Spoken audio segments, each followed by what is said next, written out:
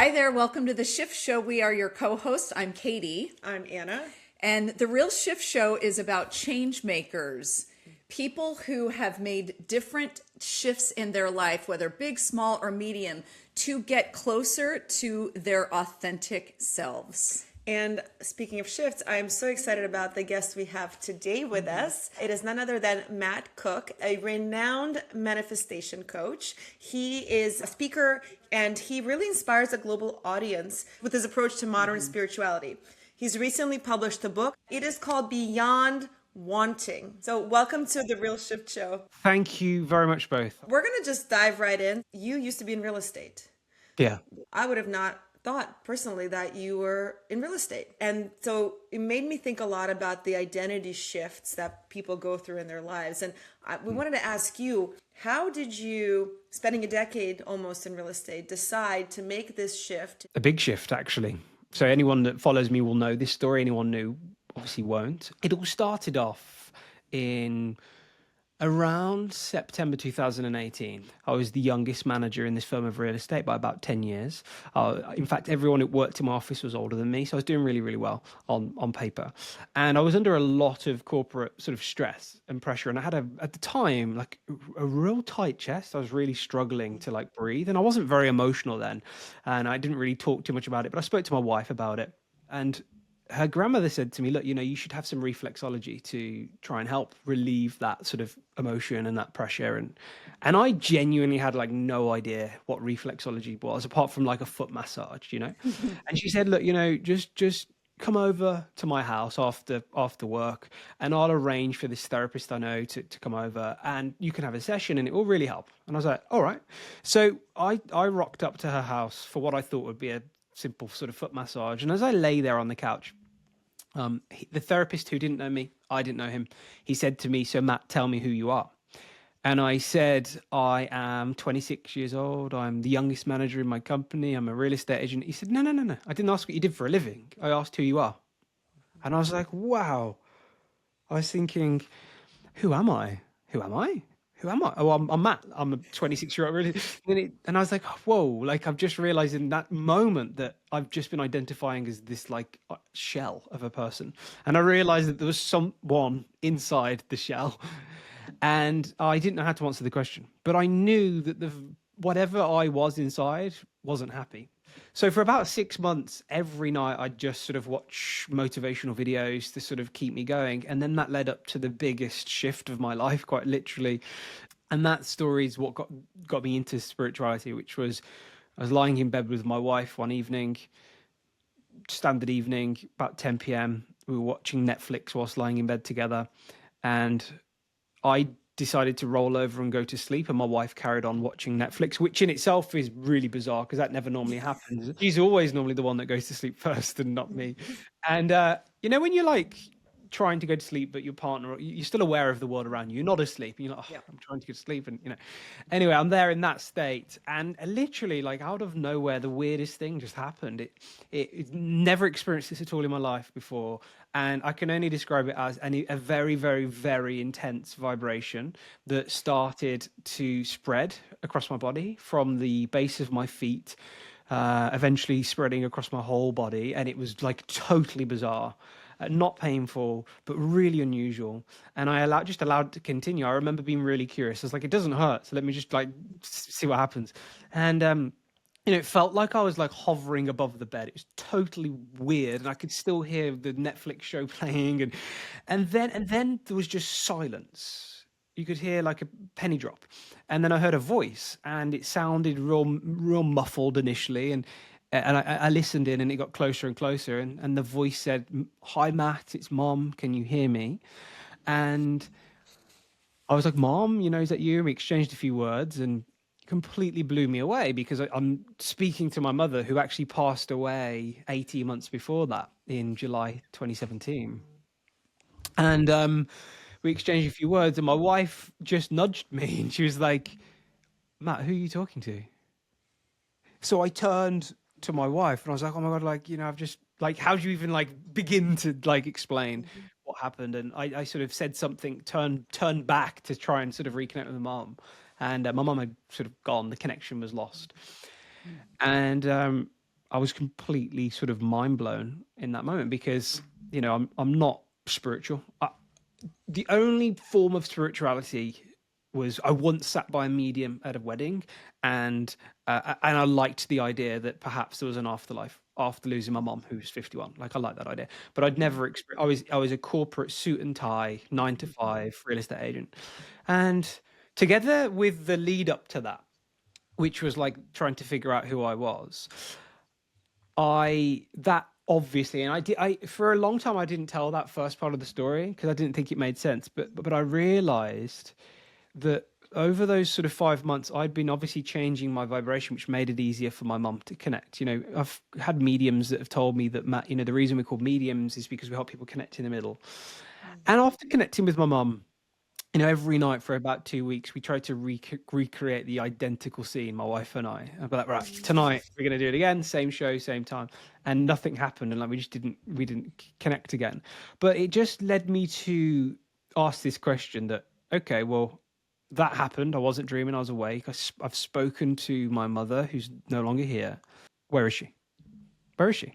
You know, and who'd you go and ask that question to? And there was no one to ask it to. AI didn't exist. There's nothing to ask questions to apart from just really trying to go back to basics and what I'd forgotten in school, like the physics of physical reality. That it's an illusion. This table, this microphone, it's a complete illusion to believe it's solid in any respect. It's fundamentally energy, and that's what when I started, and we can go into this, but when I started breaking down what physical reality was to figure out where my mum might be, is exactly when I then started to hear the word manifestation and energy and vibration and frequency, and I just put two and two together. And I didn't want to be a medium, but I was just like, wow, I get it. I get how connection works, and I can now use manifestation to perhaps now get out of the rat race. So that's what I did. I used it to get myself out of the rat race, and then eventually transitioned into what I do now. So a lot's happened in the last sort of, we're coming on for 7 years since all that happened. Wow. Did not expect the depth of that story. Thank you. I know. Thanks for sharing That's that. really powerful. Oh, you're welcome. I know. So here you are, you've evolved in this short amount of time to a level that not a lot of people can get to. How would you describe manifestation? What is it? We hear the word all the time. People tell everybody, manifest it, it's going to happen. Yeah. What are the realities of manifestation? It is the deliberate act of bringing something you desire into the physical realm using intention. So there's some fantastic scientists out there, and I'm not a scientist. I see myself more as a researcher, really. I have a good way of like demystifying it and breaking it down simply. But intention is thinking and feeling. Those are the sort of two secrets that you hear. So we know scientifically that intention modifies statistical odds. So for example, let's say someone wants to play the lottery, then really, like, we all know that the statistical odds of winning the lottery are really high. The odds are astronomical, but with intention, like if you were to visualize already winning the lottery, your odds might be, depending on how many people are playing, the odds might be 10 million to 1. But you can use intention to modify those odds down to 1 million to 1, maybe even to 100,000 to 1, if you're really, really good. The truth is, you're never going to modify odds really 1 to 1. Like, it's unlikely. People don't get this, and for a while I didn't either. But you two and I, we're real people, right? We're real souls. You're not, you're not a non-player character as you hear in the AI world. We're real. So if the three of us were playing the same game, then we each have 33 to 1 chance or whatever, there's just three of us playing, so 3 to 1. So I could use intention to modify my odds in my favor slightly, but you two are real, and it's a fair game. So if you're playing the lottery, for example, you're playing against real people, so you're not going to get the odds 1 to 1. But in other cases, for example, let's say if you're looking to manifest financial abundance or healing or love, for example, then the odds of that might be less because you're not putting it all on one outcome, such as like, I have to just win the lottery, for example, whereas let's say it was $1 million you were seeking to manifest, and I've helped a lot of people do that. It's easier to get clear on what it is, but be unclear around how, because what we're doing there is we're allowing that to manifest in a way that we might not understand or expect, if that makes sense, And just one other thing too, with like a big one, is healing. There's some incredible work, such as Joe Dispenza, I think, is one of the world's leading experts with healing, and it's truly incredible what he's doing with his work. And I think if we understand healing, for example, let's say someone's looking to manifest their way out of a health condition, but we know the placebo is a very real thing. If someone gets given a sugar pill and they're told it's a real miracle drug, like, you see them heal themselves from a placebo. But when someone's healing from a health condition, they're not playing against anyone else. Yes, they've got their loved ones. Yes, they might have medical professionals, but the odds are already 1-to-1. Does that make sense? Like, it's just them. They're not playing against the millions of other people. So therefore, the options for that healing are wide open. Someone could live with the illness for years. They could heal from one meditation, and that's sort of how manifestation works, in a sense. Man, when I hear you say heal from one meditation, what does that look like? Obviously, you say that with confidence. Yeah, like he's got thousands of testimonials on on his YouTube channel, and if you read his books and understand what he does, like and Joe helps a lot of people with a lot of different things, but predominantly healing, because of Joe's own story. Joe healed himself. He had an accident, I think, in 1989, where he broke his back. Couldn't walk, and he using the power of meditation literally healed his back. And yeah, like, for any illness you can think of, people are healing. Like going into a meditation or coming out of a week's long retreat, they're healed. The cancer's gone, the tumor's gone. Like, it's truly fascinating. And that's because, like, going back to what I said when we break down physical reality, like if I was to break down my mouse, for example, everything in physical reality can be broken down to the same place, which is atoms, right? So atoms, the atomic level, is the structure of all things physically. And then if you go even further still, you get to the subatomic world. And then if you go further still, you arrive at just energy, which is unifying fields of infinite energy. And it's infinite. There's infinite possibility there. So we can draw from that field. If something's infinite, then everything exists there as probability, potentiality, right? But it doesn't just mean that we can draw from it. Like, I can't hold the intention to be the next president in the United States, as we know. I mean, it'd be nice. It'd be nice. But I'm from the UK. There's some rules, right? Like that, I might have a harder time than that, So it's all weighted on, like, the statistical probability of it as well. Like, I could modify it, but something like that's obviously going to be a little bit harder. And I'm that voice that speaks sense, I think, in this world as well. Like, I'm not here to say you can manifest anything. Otherwise, I would have manifested winning the lottery several times and never charged a client for coaching. Right. I'd have done it for free. So you've talked about the energy and the physics, and you're known for your combination of spirituality, mindset, and neuroscience, which are opposite ends. How do you balance between the universe part with the hard lessons of discipline, daily disciplines? That's a great question. Well, that's because we're always in a state of manifestation at all times. Okay, so the discipline isn't a choice, in my opinion. It's like you're doing it anyway, whether you know it or not. So if you're disciplined to think negatively, you're disciplined to think to feel negative, you do know you're manifesting, right? So the discipline is consciously choosing to think and feel differently, and the reason for that is understanding from the lens of sort of science, the quantum field, the unified field, it's called the universe. How does that field, though, turn from energy to physical reality? Because everything here physically has come from it. And the way it comes from that field is one word. It's the most powerful word in the universe, and it's called observation. Observation literally collapses that energy. It's called collapse of the wave function in quantum mechanics. It collapses energy into physical reality. Okay?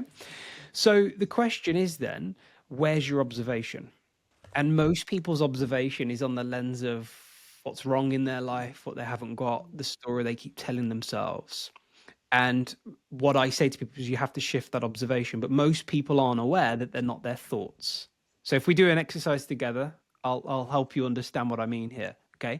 So if you both, and all the listeners do, if you close your eyes for me, okay, I'm going to ask you to do something. You're going to just do this in your head. You're not going to say it out loud. All right. Inside your own head, I want you to say the word hello 5 times. And once you've done that, do it again, same way, but this time try and shout the word hello 5 times inside your head. When you've done it, you can open your eyes. Anna, let me ask you first.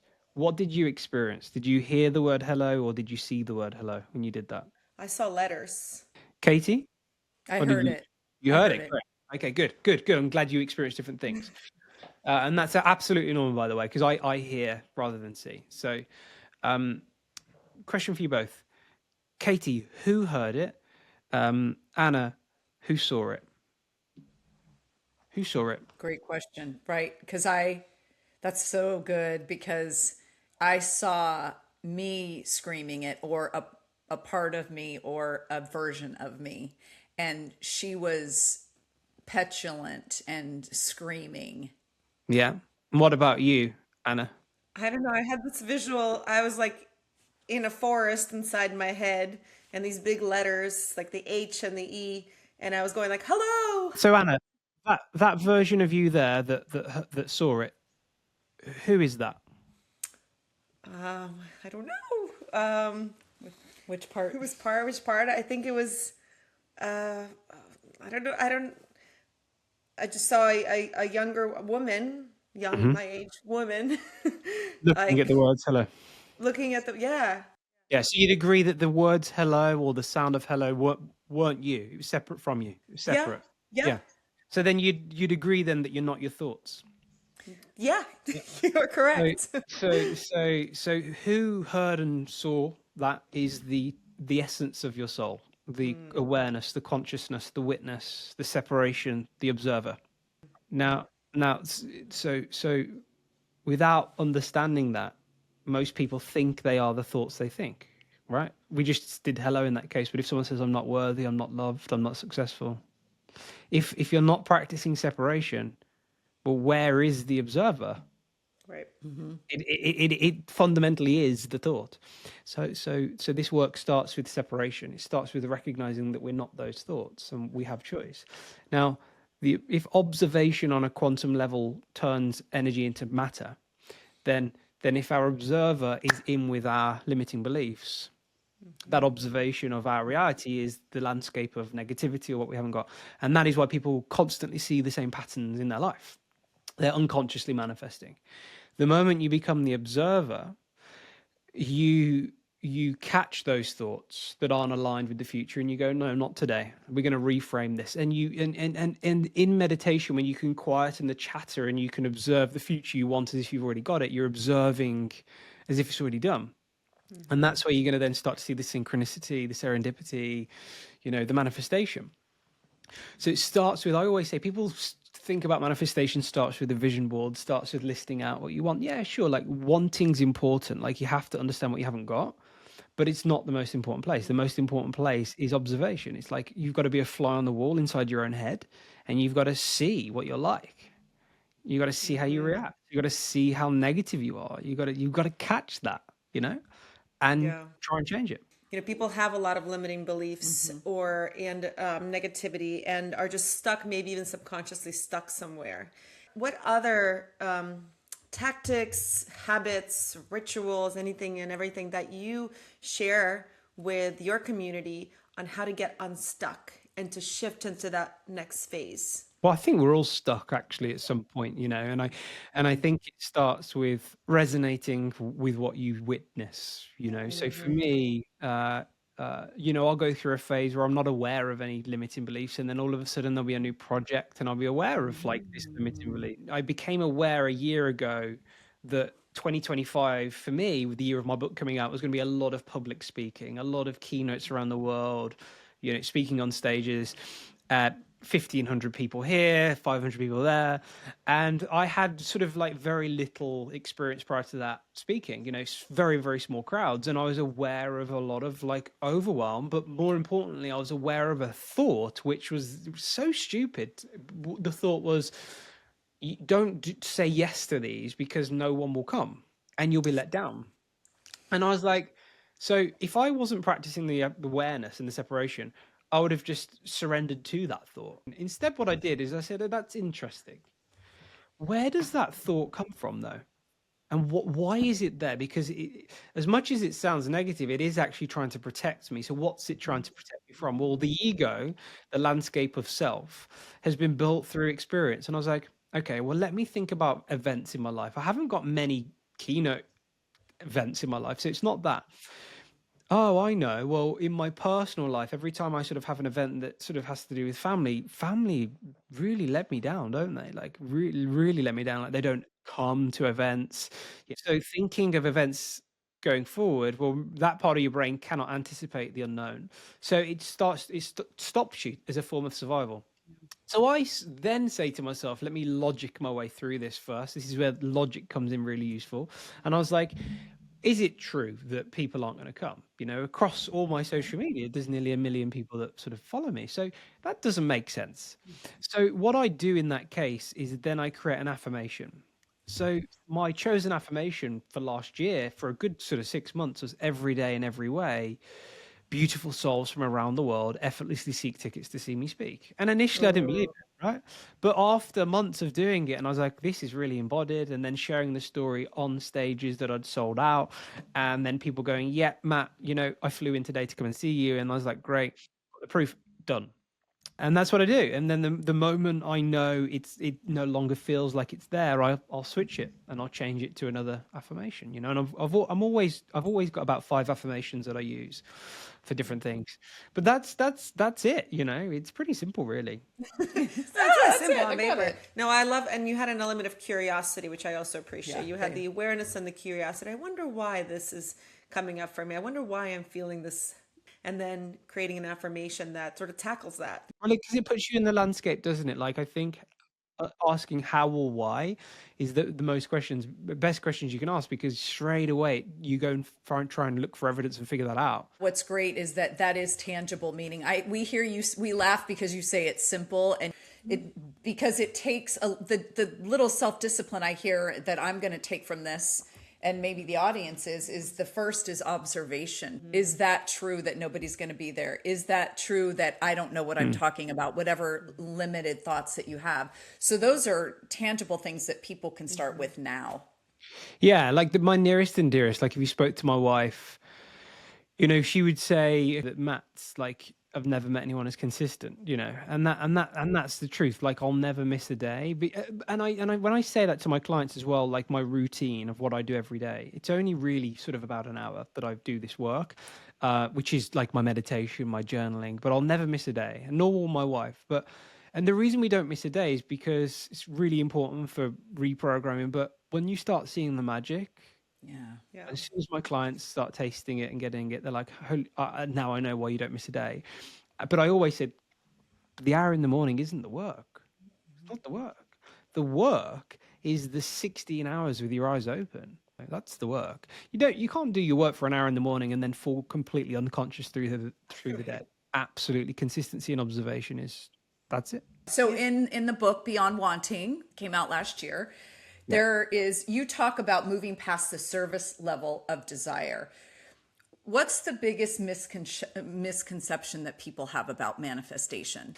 Well, I think that when they get what they want, they'll feel a certain way for sure. You know, so they're waiting for something outside of them to fill up an empty bucket, you know. It's because you never attract into your life what you want. You attract into your life who you're being. So that's the misconception. That you know the easiest metaphor I give is the way physical reality works. It is a mirror.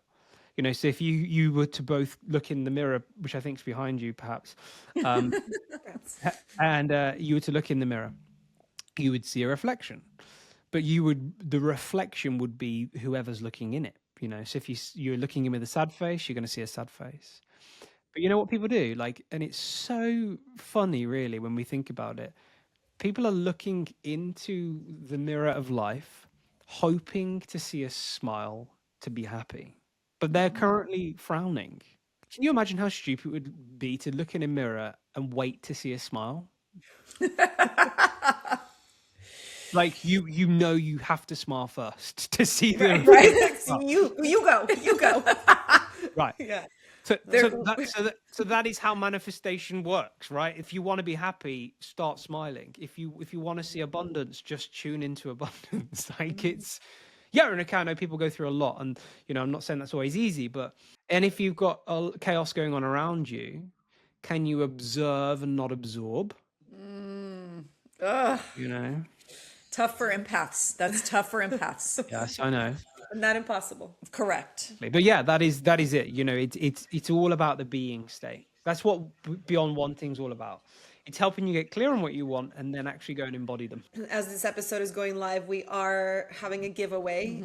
Read the comments for it, but a copy of your book is going to one lucky winner. Yes. And some of that is going to be based on your comments tied to this video and to this episode, because we want to encourage and inspire. Matt's done a fantastic job inspiring to commit to something that you're going to do to create that shift. It could be a stillness practice. It could be journaling. It could, whatever it is for you, it could be painting. I think it'd be really cool to hear what our viewers and listeners are doing to push themselves forward and to attract the things that they want and deserve and are ready for to attract in their lives. Is that fair? Yeah. And what specifically Matt said that moved you to that? Some of the things that Matt said that made you, that you were inspired by or made you create certain shifts. We'd love to hear what you thought of the interview. Yeah. And also on that as well, just quickly, that as I take people through the book, like as I share a practice or share an insight around observation, like we did there, I say, go and try it. Go and try this and then build your own evidence as well. Because everything I've shared with you is just my truth, isn't it? And what I've learned with my mum and everything else. So yeah, but I love exactly what you've said there, and can't wait to see the comments for sure. Amazing. Well, Matt, thank you so much for joining us. This was such a pleasure, and we've got some work to do today. We do have some work to do, but we're going to keep it simple. We're going to smile when we look at ourselves in the mirror, and we're going to start to observe. And for everyone tuning in, thank you for joining us. We hope you got just as much goodness and magic out of this conversation with Matt as we did. And in the meantime, go out there and make real shift happen. See you soon.